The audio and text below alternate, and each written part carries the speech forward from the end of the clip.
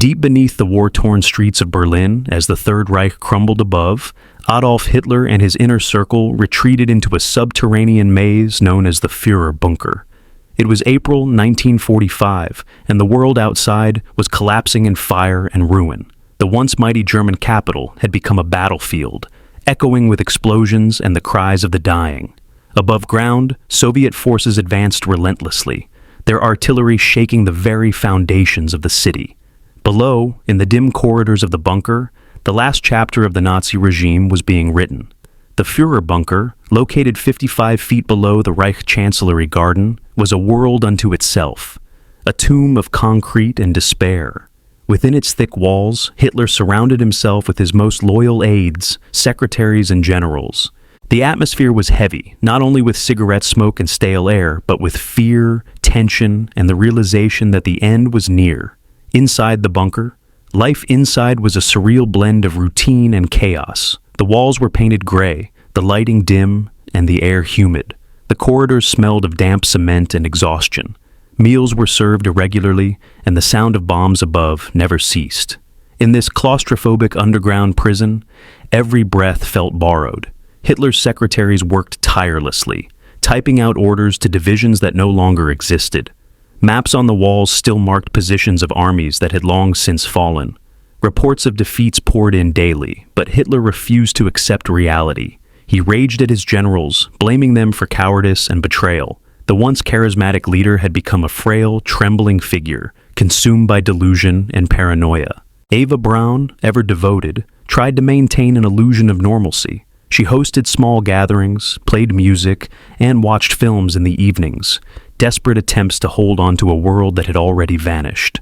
Her laughter echoed weakly through the bunker's corridors, a haunting sound amidst the despair. Constanze Manzi, the witness below.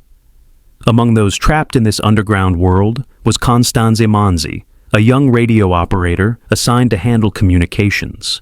Her recollections paint a vivid picture of the bunker's final days. Constanze described the eerie silence that would follow every explosion above, as dust fell from the ceiling and lights flickered. She saw fear in every face, the realization that the 1,000-year Reich had lasted barely 12. Through Constanze's eyes, the bunker becomes both a fortress and a madhouse. She saw Hitler pacing in agitation, his hand trembling uncontrollably. She heard his furious tirades about phantom armies and secret weapons that would never come.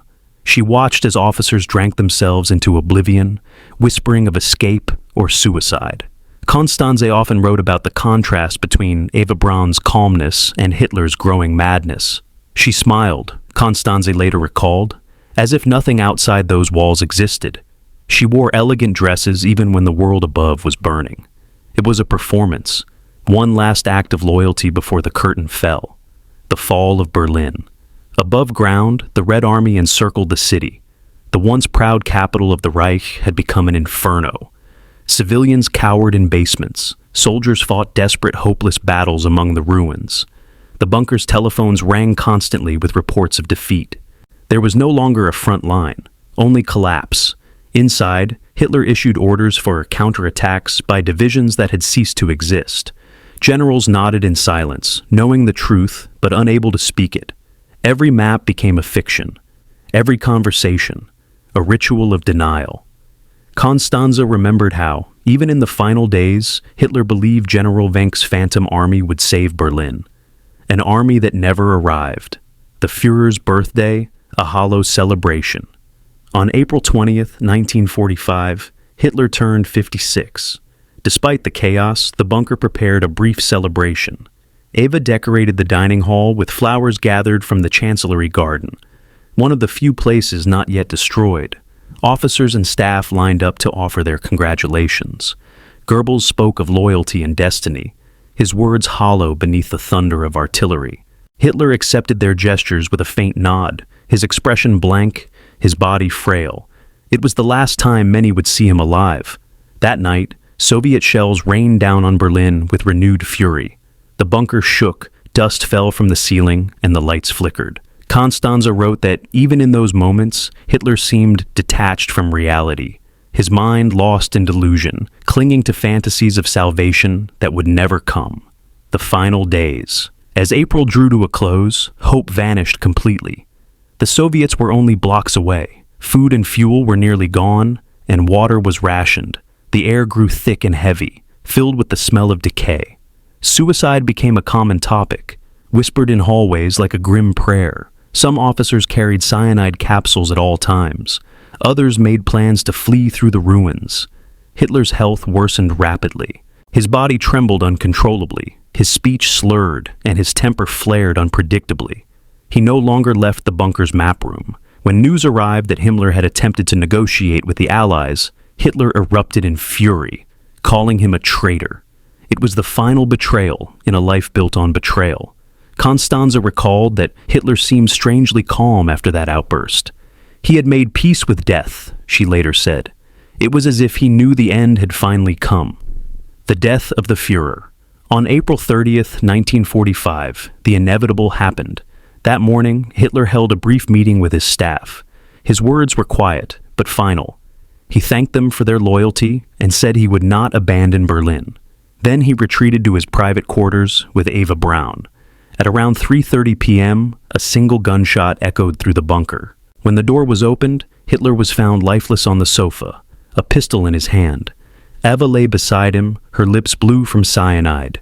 The smell of poison lingered in the air. Constanze stood motionless, her heart pounding.